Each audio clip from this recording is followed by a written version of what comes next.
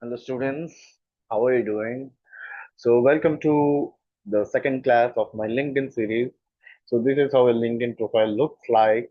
These are not exactly my profile. This is just my post. Here it is. This is a premium account. So, I subscribed to premium because I wanted to learn. I wanted to get access to the learning. See, here you can see the business, and here you can see the post a job. I can post a job also if I want to. And after that, here I think there is learning also, learning options. I'm not able to see that right now. But yeah, there is a learning option when you subscribe to the premium, and in that learning, you have a lot of courses. So premium is around, I don't know, I don't remember the price. You can check it out by yourself. Okay, premium is good. LinkedIn premium is good. It's not just about getting connections and all. It's about learning. If you really want to learn, then LinkedIn Premium is good because there are a lot of things that are useful for your career. How to attend an interview, how to speak in English really well, how to speak to software developers, and now AI ML is becoming a huge thing, right? So they have classes on that also. Now here we are going to see a peculiar case that I have been noticing for the past 10 years. And especially in Bangalore, I was visiting Bangalore recently, and I was at a tea stall, I was having my chai, and it is very common for people to speak in English in Bangalore. Like 70 to 80% of the people communicate in English because there are multiple languages, multiple cultures, and speaking in English is way safer than speaking in Hindi in Bangalore and Karnataka or in Tamil Nadu. So I was at a tea stall having my chai, and two young students were also at the chai shop, and they were using so many slurs. Slurs means bad words, obscenities, so many slurs, and one word that was standing out was the F word. I'm not going to use it. You can find out what the F word is on the internet. It's very easy to find. So one word is F word. Then I realized why they were using and why I was also using. I was also doing that. See, we come from normal schools in tier 2 cities or tier 2 towns, normal colleges, schools where we were never allowed to speak in English because we simply didn't have any opportunities. And even in the intermediate college or plus one, plus two, we never had the opportunity to speak in English. So when we work hard, during most of us, most people like me, we work hard in our degree if we were fortunate enough to leave our state and go outside because only then we are forced to speak in English, so we automatically learn English by watching TV series or by reading books. I used to read a lot of books when I was in my degree, and I used to read not exactly grammar or spoken English books, just books. I used to read a lot of books, non-fiction, fiction, and I used to learn a lot of new words. And I have even learned that Chetan Bhagat is considered as a bad writer, even though I loved his novels in those days. So that is how we learn English. And if you have learned English in that way, and you're studying in a college and you're at a particular status, then you you develop this ignorant arrogance. I can say that it's an ignorant arrogance. It is not exactly you are deliberately trying to be arrogant. It is called signaling, right? There are several signalings in our society. There is class signaling, there is caste signaling, there is virtue signaling, there is evil signaling. So, what is virtue signaling? It is basically you're trying to give money to someone, but while you're giving the money, you record the video and put it on Instagram.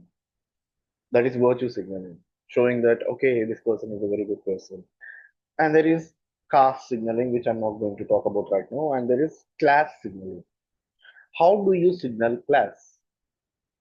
So, if you interpret it properly, you don't exactly signal class. If you are really a person who is from a higher class of society, you don't exactly signal it. It is the way you speak, it is the way you where you communicate with others. It is the opportunities you have, better opportunities you have than others. It is the resources you have. So you never exactly signal your class if you are actually rich.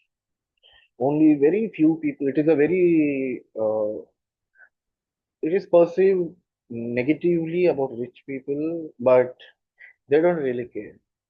They don't really care about signaling class to you because it is an unnecessary thing to do, right? If you're their friend, they will talk to you nicely. If they can help you, they'll help you nicely.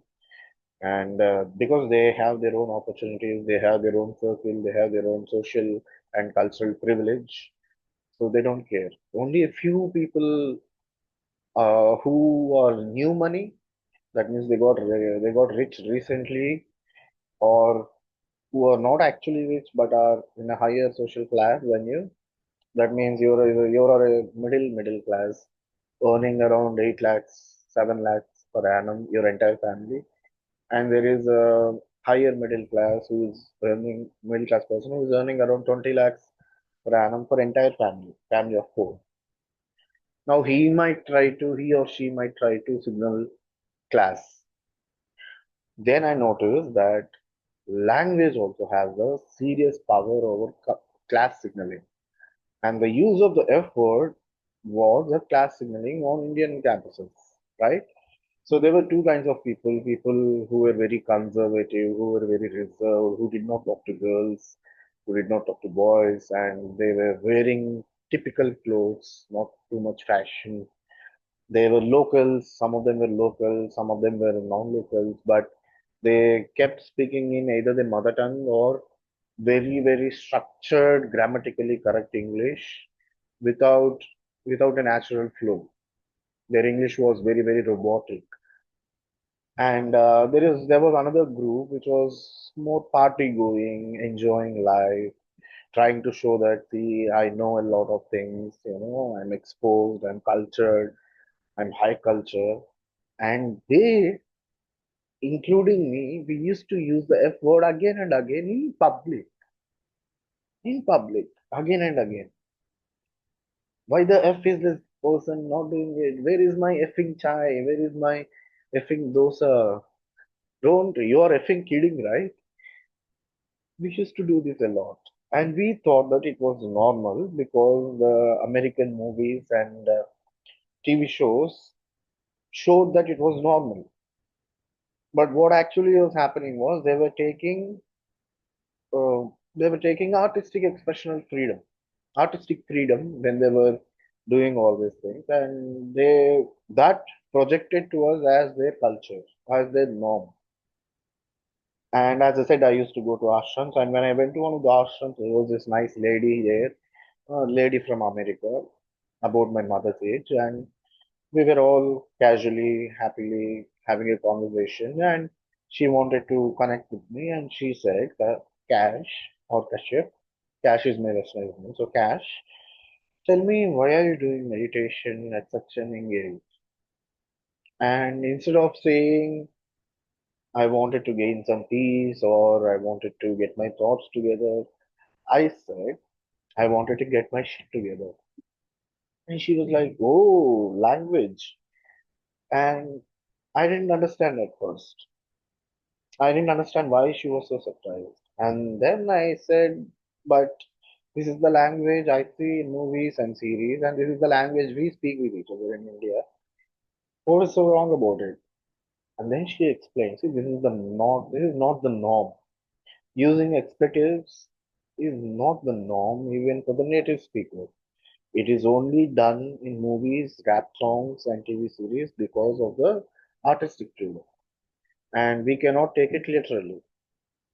That is when I realized, okay, this is not decent to use expletives. I used to use expletives in the classroom with professors.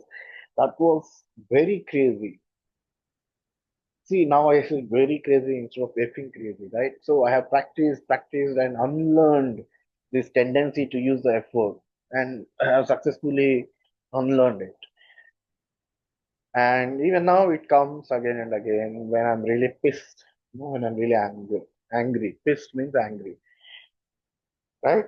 And when these two people in Bangalore were speaking in English with these efforts, then I became that auntie and I said, "Hey guys, mind your language. You're in a public place."